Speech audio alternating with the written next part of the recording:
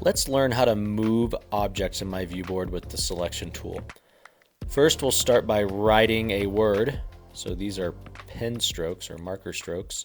The select tool is this arrow icon down here in the main toolbar. So when we activate that, I can now touch or click and move these pen strokes because they're objects. If I tap it, I'll get what's called the selection menu or the adorning menu. For example, the trash can would delete this C because it's selected. Now, if I come over here to the T and I try to move it, notice that the two line strokes are not connected, they're separate.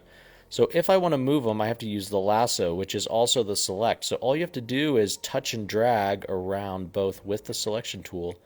Now they can move together. Notice in that menu that pops up, there is a square icon kind of to the middle left. This is the group icon. And when that's activated, it will keep those objects together.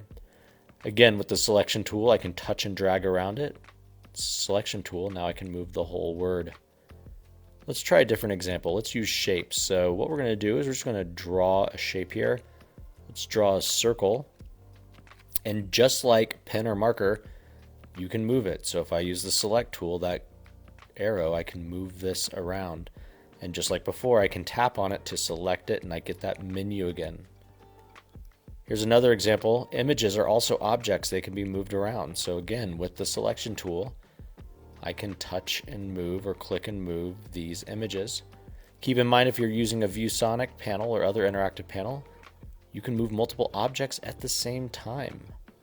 This is great for sorting activities. Our ViewSonic certified trainers are excited to work with you. If you'd like to have someone on site or virtually guide you through a hands-on learning, please reach out to pdteamus@viewsonic.com.